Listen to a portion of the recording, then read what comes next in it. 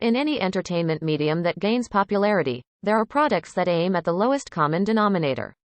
With MMOs gaining players at an alarming pace across the globe, it was only a matter of time before we started seeing such products in the online world game space.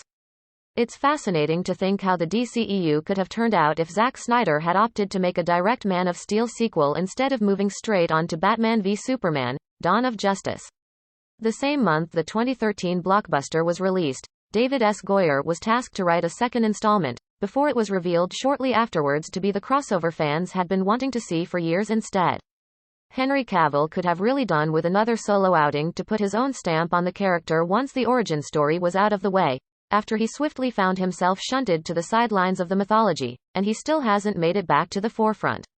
Indeed, the domino effect from Man of Steel is startling when you look at it now, with Snyder admitting that Warner Brothers hated Batman v Superman, which eventually culminated in the Justice League debacle, the reverberations of which are still being felt today through the hashtag #RestoreTheSnyderverse campaign. At no point have WB shown much interest in Cavill taking top billing in another standalone story, and that stance most likely isn't going to change, either. I mean, if you want to grab the attention of a predominantly male user base, why not aim for the gonads?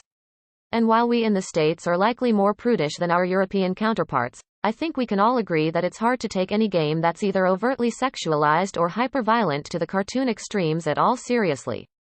It doesn't matter if it's a nipple or a lopped-off head, tasteless and untactful content is the same across the board. When a game uses the word adult to market itself, chances are it will wind up coming off as silly or reaching in its subject matter. But I think we can also all agree that just like with movies such as Sharknado and Bikini Car Wash, there's a certain charm to any good shameless game. In a new interview, though, Snyder admitted that he'd have loved to see Brainiac in a sequel, with the villain originally being heavily rumored for the project before it was reworked into Dawn of Justice. We talked about a Brainiac movie. So today, in honor of these ridiculous, yet not altogether useless, games, we're listing out the top 5 most adult MMOs on the market. But I do think that the Kryptonians that are in the Phantom Zone are probably still around, and there was possibility for their return. Man of Steel 2 came close to getting off the ground a couple of times, with Matthew Vaughn and Christopher McQuarrie both circling the project, but it ultimately amounted to nothing. Mind you, they don't have to be great games to make this list, but they're listed from least absurd to most absurd for what it's worth. 5. Age of Conan. Unchained Age of Conan is the only game on this list that actually takes its subject matter seriously. But that doesn't mean it's not at least a little bit silly. Of course, a reboot is in the works from J.J. Abrams and Ta-Nehisi Coates, but it would be an understatement to say that the news has proven to be divisive.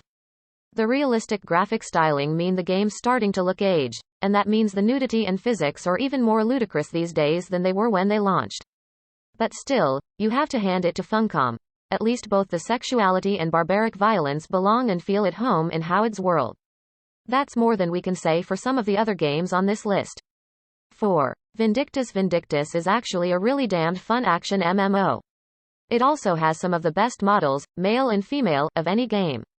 Which is why I find it unsurprising that several fans of the game's models have gone out of their way to make nude mods for the game's feminine cast. I'll let you do some Googling on that one. I'll just post a video of the female characters below. Also just one of hundreds of games that won't let most of their women wear much in the way of protective armor, poor ladies. 3. Blade and Soul. Blade and Soul may not be out here in the States, and who knows how it'll change before it gets here. But I'd wager that the fact you can make the women, and men I'd guess, completely nude with anatomic correctness will likely change. But this one's also on the list because of its obvious and over-the-top boob physics. If there's one thing I always thought an MMO needed more of, it was exaggerated breast physics.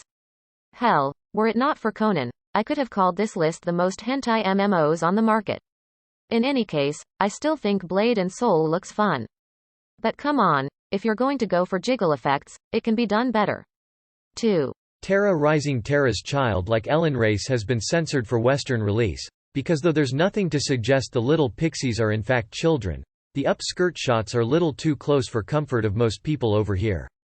A sentiment I wholly agree with, personally. But there's plenty of sex left in Terra's characters, with the castantic female emotes being of particular ridiculous note.